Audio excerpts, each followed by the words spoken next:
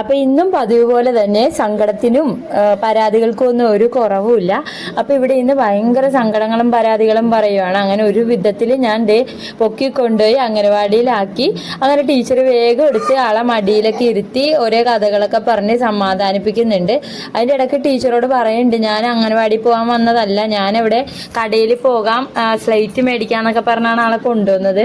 അപ്പോൾ ഇത് ഇവിടെ ഇന്ന് മുഖമൊക്കെ മാറി കരയാൻ തുടങ്ങിയപ്പോൾ ഞാൻ വേഗം അവിടെ നിന്ന് സ്കൂട്ടായി. അധികം നേരം നിന്നാൽ ശരിയാവൂല. അപ്പൊ ഞാൻ വേഗം അവിടെ നിന്ന് പോന്നു. പിന്നെ തിരിച്ചു വരാൻ നേരം ആളിങ്ങനെ ജനലിന്റെ അവിടെ വന്ന് നോക്കിയിരിക്കും നമ്മൾ വന്നിട്ടുണ്ടോന്ന്. എൻ്റെ അടുത്തേക്ക് ഓടി വന്ന് അപ്പൊ ഭയങ്കര ഹാപ്പിയാണ്. അങ്ങനെ പിന്നെ അംഗനവാടിയിലെ വിശേഷങ്ങള് കഥകള് ഒക്കെ പറഞ്ഞ് എല്ലാവർക്കും ചാറ്റ് കൊടുത്ത് താങ്ക് യു ഒക്കെ പറഞ്ഞിട്ടാണ് തിരിച്ചു വന്നത്.